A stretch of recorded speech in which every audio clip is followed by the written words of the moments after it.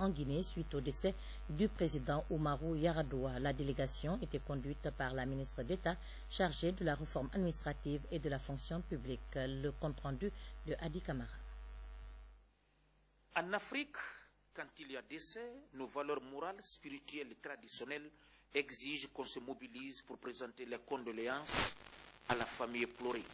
Cette richesse culturelle n'a pas échappé au gouvernement de transition qui s'est rendu ce mercredi à l'ambassade de la République fédérale du Nigeria suite au décès du président Oumarou Yaradoua. C'est une visite simple mais significative, surtout quand on sait que l'illustre disparu s'est toujours intéressé aux différentes crises qui ont secoué la Guinée. La République par intérim de Général Sekouba et au nom du Premier ministre M. Jean-Marie Doré, ainsi que le gouvernement, l'ensemble du gouvernement guinéen et surtout au nom du peuple guinéen, nous venons partager avec vous ce moment de douleur et vous présenter toutes les condoléances de la République de Guinée. Le Nigeria et surtout Abuja ont été le début pratiquement de l'espoir de ces derniers moments pour les Guinéens. Le président, que la terre lui soit légère, nous venons d'apprendre aussi, comme toujours, que les grands hommes ne restent pas longtemps. Mais sachez que l'espoir de la Guinée sera toujours associé au Nigeria, au président Yaradoua, au médiateur Blaise Compaoré et les autres. L'ambassadeur de la République fédérale du Nigeria en Guinée a saisi l'occasion pour exprimer sa gratitude à l'endroit du gouvernement guinéen qui ne ménage rien pour le renforcement des liens d'amitié et de coopération entre nos deux pays. I sincerely thank you for this visit. Je vous remercie sincèrement pour cette visite.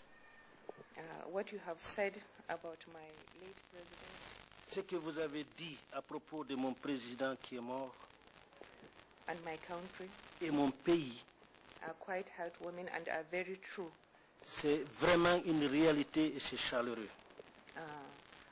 Until his sickness overpowered him, the late president had shown great concern over events in this country. Avant que la maladie ne l'attaque, ce président avait montré de très grands concerns. Il était très concerné avec la situation dans ce pays. Since the taking over of power by the military, a day after, he sent a high-powered delegation. Quand les militaires ont pris le pouvoir, un jour après, il a envoyé une forte délégation. Led by the Minister of Foreign Affairs in Nigeria and the ECOWAS president. La délégation était conduite par le ministre des Affaires étrangères du Nigeria et le président de la commission de la CEDEAO. A week after, our former president, General Ibrahim Babangida, was also sent to lead another high-powered delegation here to Guinea. Une semaine après, notre ancien président, le général Babangida, avait aussi conduit une forte délégation ici en Guinée. All encouraged that come June 27th, inshallah, nous comptons tous pour les élections du 27 juin, par la grâce de Dieu. And Guinea shall return to constitutional order. Et la Guinée reviendra dans l'ordre constitutionnel. Nous remercions sincèrement le président par intérim and the Prime Minister et le Premier ministre for dispatching this high-powered delegation. pour avoir envoyé cette forte délégation. Après la signature dans le livre de condoléances ouvert à cet effet, des prières et bénédictions ont été formulées pour que Dieu accepte l'âme de Oumarou Yaradoua, président de la République fédérale du Nigeria, dans son royaume. La couverture médiatique de la campagne électorale, c'est le motif d'un débat fructueux qui a eu lieu hier au plateau de Koloma entre le ministre de la Communication et les travailleurs de la RTG. Les discussions ont permis d'harmoniser les positions afin de conférer une couverture médiatique juste et équitable au processus électoral. Le reportage de Abidjan. À la veille des consultations électorales, le ministre de la Communication multiplie les concertations avec les médias de service public. Ces rencontres visent à mieux cerner les préoccupations de ces médias, notamment en termes d'équipement, de financement, mais aussi de ressources humaines indispensables pour une couverture médiatique efficiente du processus électoral. La RTG, principal média audiovisuel de proximité, joue un rôle prépondérant dans ce processus politique. C'est pourquoi le directeur général de la RTG a d'ailleurs réaffirmé au ministre de la Communication l'engagement de ses agents à remplir avec efficacité leur mission. Cet instrument a toujours été le socle du développement, le socle de la paix, le socle de l'unité nationale. Voilà un autre rendez-vous qui se dresse devant les journalistes des médias de service public. Avec les moyens du bord, il y a certainement le doute, mais avec la volonté, le capital humain que nous représentons. Je crois que les choses se passeront de façon très agréable. Loin de lésiner sur les moyens, Aboubakar Silla, ministre de la Communication, a promis de revigorer toutes les structures de la RTG pour les rendre beaucoup plus flexibles au cours de ce processus électoral. Le rôle de la RTG est extrêmement important dans cette transition, dans le dénouement de cette transition et dans la mise en place de nouvelles institutions républicaines dans ce pays. Grâce à l'amplification que vous avez faite de nos idées, les gouvernants, les autorités à tous les niveaux sont conscientisés aujourd'hui sur l'importance que les médias de service public jouent dans la vie de la nation et particulièrement dans l'évolution politique de notre pays.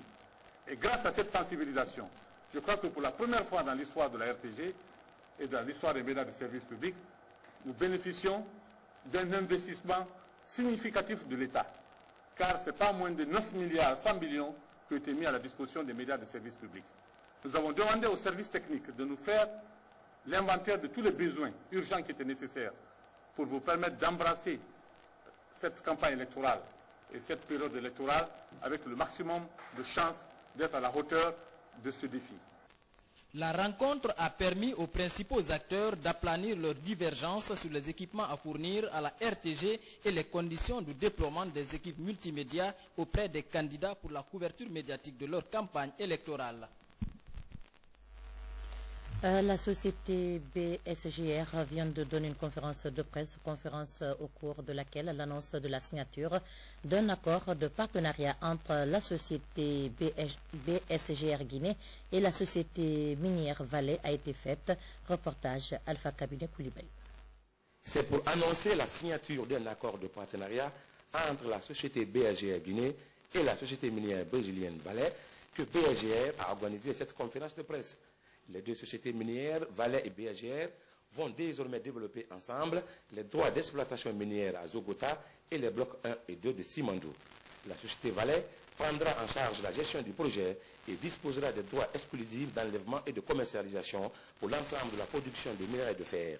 Vallée et BSGR forment une filiale commune dans le cadre d'une coopération économique internationale. Nous avons organisé cette conférence de presse pour faire savoir l'opinion nationale et internationale qu'à partir de la date du 30 avril 2010, que dorénavant, Vallée et BSGR ont signé un protocole d'accord appelé Joint Venture.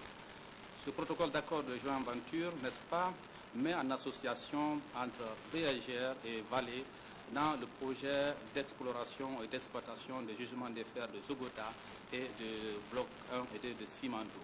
Et comme vous le savez, dans tout projet de Joint Venture, c'est une association de partenaires qui mettent en évidence, n'est-ce pas, leur but de partager non seulement les gains, mais aussi les risques. La reconstruction du réseau ferroviaire transguinéen destiné au transport de passagers Conakry-Cancan, ainsi que les bénéfices économiques issus des activités menées par Vallée et BSGR auront un impact positif sur l'ensemble du pays. Il sera question dans ce projet de finaliser, n'est-ce pas, la construction du chemin de fer Conakry-Cancan-Kerouani dans un premier temps, et aussi sur le plan emploi. N'est-ce pas, ce projet va donner à la Guinée plus de 5000 emplois directs et plusieurs centaines de milliers d'emplois indirects. aussi sur le plan environnemental. Avec Vallée, n'est-ce pas, BSGR va désormais permettre de prouver aux Guinéens son talent de promouvoir à la défense de l'environnement et la protection de la faune, de la flore, n'est-ce pas, dans un cadre de vie appelé développement durable. La société BSGR, Benin Stemet Group Ressources, exerce ses activités en Guinée dans le domaine de la recherche de fer au niveau des secteurs nord de Simandou à Kélouané et les secteurs sud de Simandou à Zokota dans la préfecture des Îles de Corée.